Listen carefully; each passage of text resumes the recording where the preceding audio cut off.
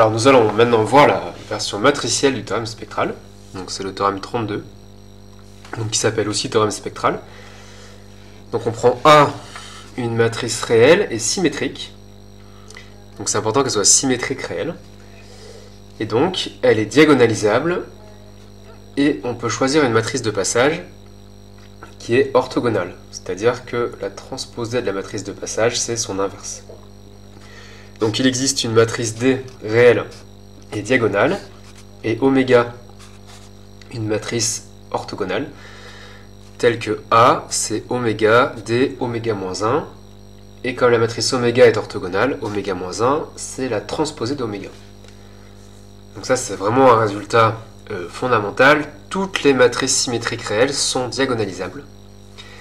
Donc c'est pour les matrices symétriques réelles, et on peut supposer que la matrice de passage vers la matrice diagonale est une matrice orthogonale. Donc ça fait aussi le lien avec le paragraphe précédent sur les automorphismes orthogonaux. Donc nous allons voir la démonstration de ce théorème.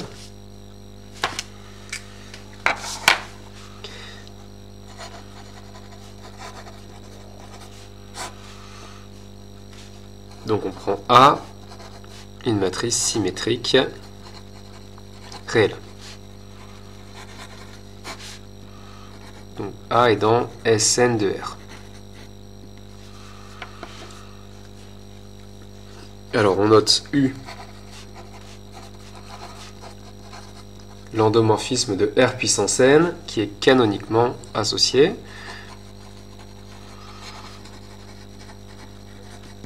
C'est-à-dire dans la base canonique, U est représenté par A.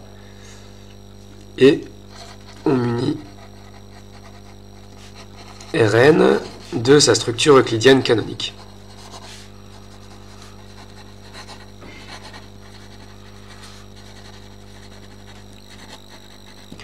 C'est-à-dire on prend le produit scalaire canonique sur Rn, x1, xn, scalaire y1, yn, c'est la somme des xi, yi. Alors la base canonique B1 10C E1 EN, on sait qu'elle est orthonormale pour ce produit scalaire canonique.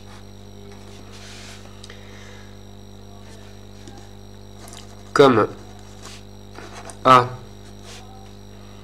qui est la matrice de U dans cette base, comme elle est symétrique,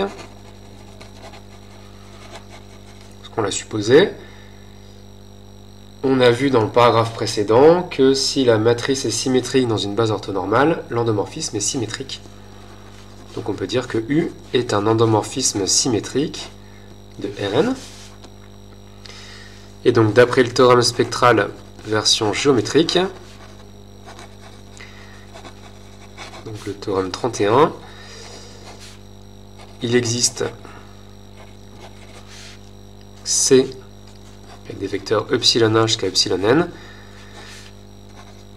qui est une base orthonormale de Rn, qui est propre pour U.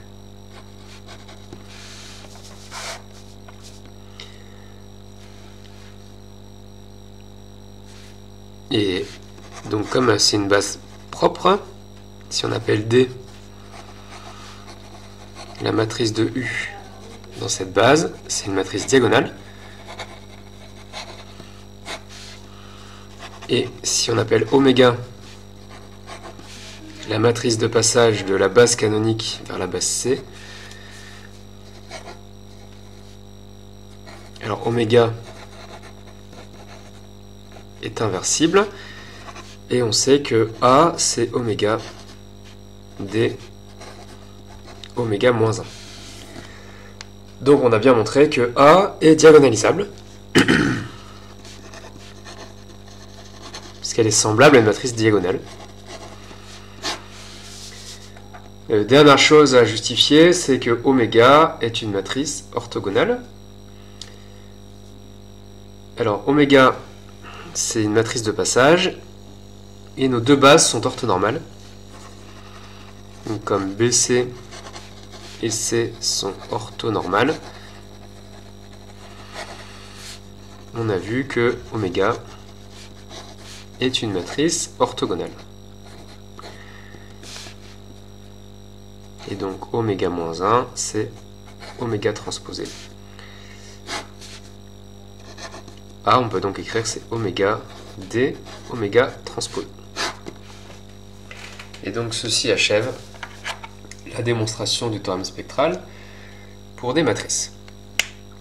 Donc c'est vraiment un résultat fondamental que tous les étudiants connaissent. Les matrices symétriques réelles sont diagonalisables dans une base avec des matrices de passage qui sont orthogonales. Alors on va se convaincre que c'est faux dans le cas complexe.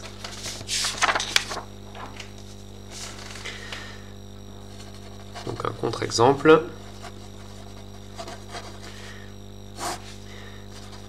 Avec une matrice symétrique complexe.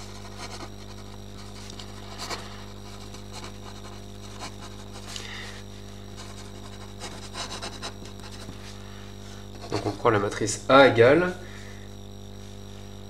I1, 1, moins I. Donc elle est bien symétrique, c'est dans S2 de C. Alors si on calcule son polynôme caractéristique, qui a, c'est x carré moins la trace de A fois x plus le déterminant. Donc ça fait x carré. Et le déterminant, c'est donc moins i au carré, moins 1. Et moins i au carré, ça fait 1, donc le déterminant, c'est 0. Donc le polynôme caractéristique de A, c'est x au carré. Donc le spectre de A, c'est 0. 0 est valeur propre d'ordre 2. Et donc par l'absurde, si A est diagonalisable, alors A, elle s'écrirait P, donc une matrice diagonale avec des zéros sur la diagonale, P-1, P c'est une matrice inversible, complexe, et une matrice diagonale avec des zéros sur la diagonale, c'est la matrice nulle. Donc en fait, et P fois la matrice nulle, ça fait la matrice nulle. On obtient que A égale 0, bon, ce qui est évidemment faux. C'est absurde. Donc là, on a redémontré un résultat bien connu. Être semblable à la matrice nulle, c'est pareil qu'être égal à la matrice nulle. Et donc A n'est pas diagonalisable, pourtant elle était symétrique. Mais c'est parce que c'est une matrice complexe.